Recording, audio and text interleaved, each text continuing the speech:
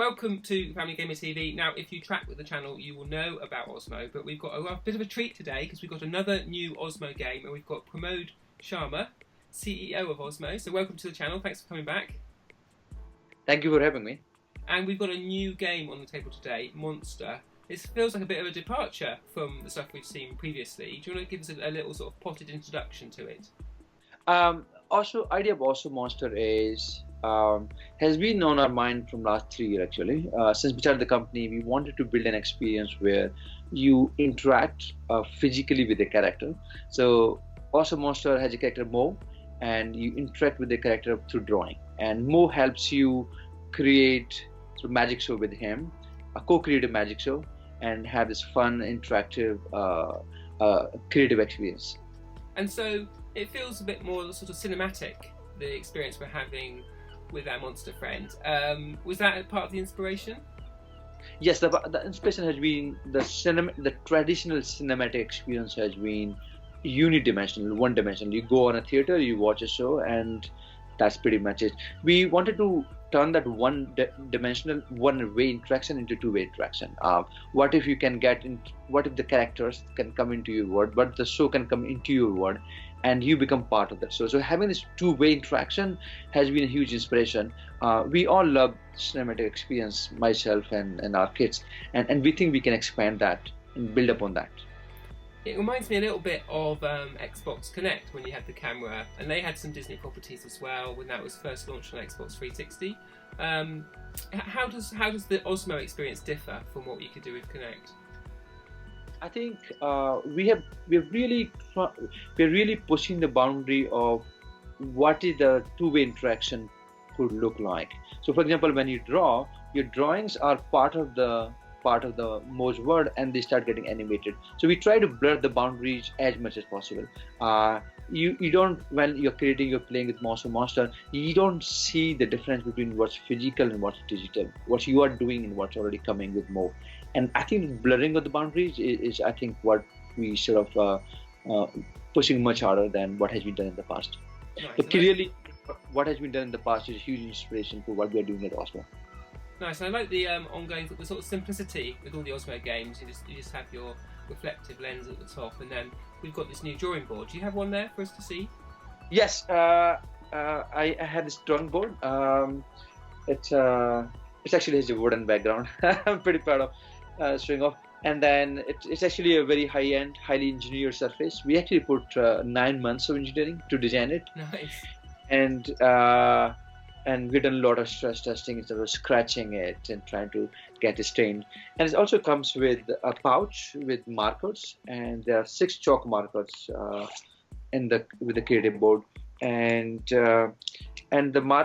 this one works as a storage. The pouch works as storage as well as eraser. So we wanted to make sure that when you get Osmo Monster and a creative side with it, you have everything you need to have the really good experience. Yeah, nice. And do you have some packaging there for how it will look when it arrives? Yes. So this one comes in this box. Bigger box this time.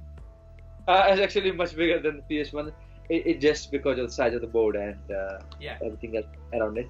And you see the back of it.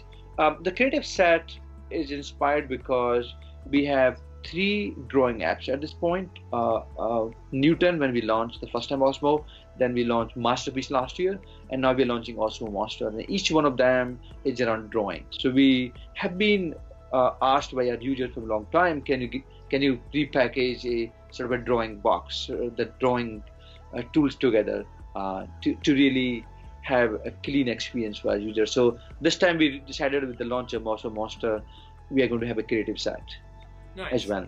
And so we've seen a little bit of Osmo Monster. We've sort of seen one scene where we drew a wand and it appeared in the game. And is it Mo, the character? Is that right? The character name is Mo. Mo, yeah. Right. Mo did some tricks with it, which was really nice. It felt quite linear. How much content would someone expect in Monster in terms of sort of time? If they're not rushing through it, how long would it take? As we release Mo's Magic Show as part of the Monster app, we're also working on 2 new shows within the Monster app, and those will be released in fall. So we see this as a new format, a new media format, and as we release one, so we start working on the next one as well. So expect a lot more content down the line. Yes, and how much does it cost? Is it a one-off cost, or would you buy new content? So the app is free, just like Osmo Masterpiece and Osmo Newton. The app itself is free. The creative set that you sort of need to really have a good experience is $49, and it's available on our website on 28th of July. Nice. And in terms of the content, it looks like a Disney sort of cartoon experience. Have you got people from Disney or Pixar working on the team now? So we actually attracted a lot of people from Disney and Pixar background. They've worked on animated content, building up a character. I imagine you've been approached by people like Disney or people with licensed characters. Have you been tempted to pull in a licensed version, maybe do like a Angry Birds Osmo game or something? I think at this point our focus is let's define the medium, and the medium should be very attractive for children without a known IP. And if you can make a medium very attractive, app very attractive without a known IP, then I think adding an IP can only scale it. So at this point our goal has been, let's make sure we define it well. And having our own character, especially with the launch of Osmo Monster, has been given a lot of flexibility in terms of what we can do with the character. There are no constraints when we design our character. Yeah, nice. So maybe in the future. And I'm fascinated to know, has one of the Osmo games been more popular than the others? Are you seeing one that sort of, is the one that everyone seems to love the most, or are they all quite similar? Oh, actually, we definitely have a winner from last what we have launched so far. I think Osmo Coding is our most popular game. Oh yeah. At this point. Osmo Coding was a big departure from our previous games, where we introduced Obi, a character, and we created a digital fantasy world around Obi. And so that departure from our previous game has been a good one. And so far, when we look at data, we clearly see Osmo Coding is a winner.